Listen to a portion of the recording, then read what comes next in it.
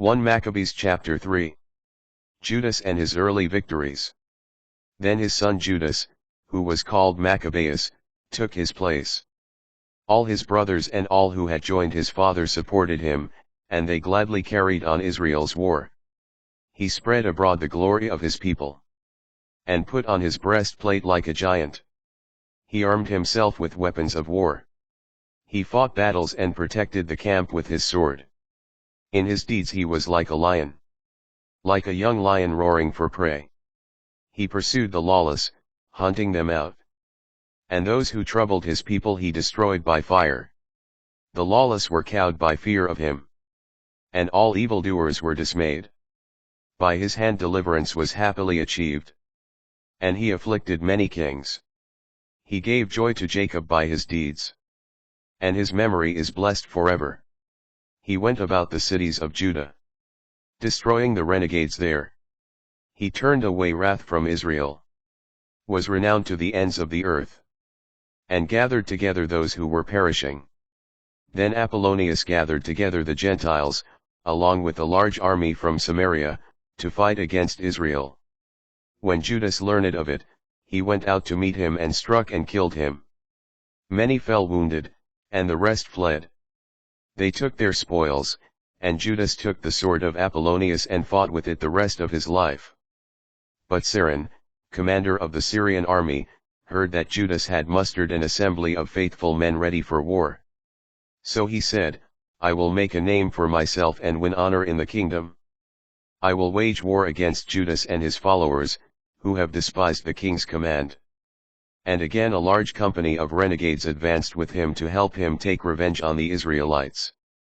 When he reached the ascent of Beth-horon, Judas went out to meet him with a few men. But when they saw the army coming against them, they said to Judas, How can we, few as we are, fight such a strong host as this? Besides, we are weak since we have not eaten today. But Judas said, Many are easily hemmed in by a few. In the sight of heaven there is no difference between deliverance by many or by few. For victory in war does not depend upon the size of the army, but on strength that comes from heaven. With great presumption and lawlessness they come against us to destroy us and our wives and children and to despoil us. But we are fighting for our lives and our laws. He will crush them before us, so do not fear them. When he finished speaking, he rushed suddenly upon Saran and his army, who were crushed before him. He pursued Saran down the descent of Beth-horon into the plain. About 800 of their men fell, and the rest fled to the land of the Philistines. Then Judas and his brothers began to be feared, and dread fell upon the Gentiles about them. His fame reached the king, and the Gentiles talked about the battles of Judas. The king's strategy. When King Antiochus heard these reports, he was filled with rage, so he ordered that all the forces of his kingdom be gathered, a very strong army. He opened his treasury, gave his soldiers a year's pay, and commanded them to be prepared for anything. But then he saw that this exhausted the money in his treasury. Moreover, the tribute from the province was small because of the dissension and distress he had brought upon the land by abolishing the laws which had been in effect from of old. He feared that, as had happened once or twice, he would not have enough for his expenses and for the gifts that he was accustomed to give with a lavish hand, more so than all previous kings. Greatly perplexed, he decided to go to Persia and levy tribute on those provinces, and so raise a large sum of money. He left Lysias, a noble of royal descent, in charge of the king's affairs from the Euphrates River to the frontier of Egypt, and commissioned him to take care of his son Antiochus until his return. He entrusted to him half of his forces, and the elephants, and gave him instructions concerning everything he wanted done. As for the inhabitants of Judea and Jerusalem, Lysias was to send an army against them to crush and destroy the power of Israel and the remnant of Jerusalem and efface their memory from the place.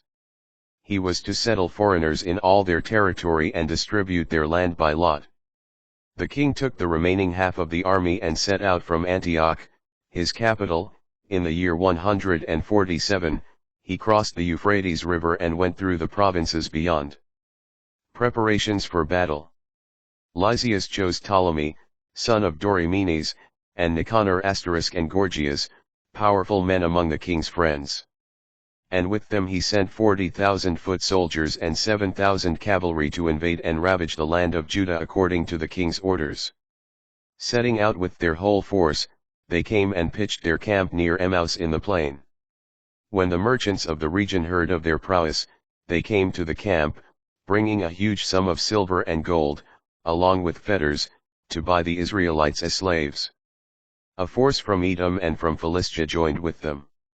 Judas and his brothers saw that evils had multiplied and that armies were encamped within their territory. They learned of the orders which the king had given to destroy and utterly wipe out the people. So they said to one another, "Let us raise our people from their ruin and fight for them and for our sanctuary." The assembly gathered together to prepare for battle and to pray and ask for mercy and compassion. Jerusalem was uninhabited, like a wilderness. Not one of her children came in or went out. The sanctuary was trampled on. And foreigners were in the citadel. It was a habitation for Gentiles. Joy had disappeared from Jacob. And the flute and the harp were silent. Thus they assembled and went to Mizpah near Jerusalem, because formerly at Mizpah there was a place of prayer for Israel. That day they fasted and wore sackcloth, they sprinkled ashes on their heads and tore their garments.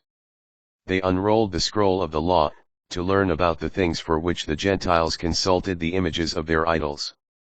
They brought with them the priestly garments, the first fruits, and the tithes, and they brought forward the Nazirites who had completed the time of their vows. And they cried aloud to heaven, "What shall we do with these, and where shall we take them? For your sanctuary has been trampled on and profaned, and your priests are in mourning and humbled. Now the Gentiles are gathered together against us to destroy us. You know what they plot against us. How shall we be able to resist them unless you help us?" Then they blew the trumpets and cried out loudly. After this Judas appointed officers for the people, over thousands, over hundreds, over fifties, and over tens.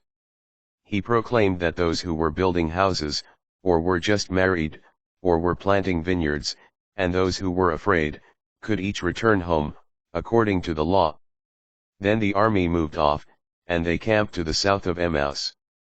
Judas said, "Arm yourselves and be brave, in the morning be ready to fight these Gentiles who have assembled against us to destroy us and our sanctuary. It is better for us to die in battle than to witness the evils befalling our nation and our sanctuary. Whatever is willed in heaven will be done."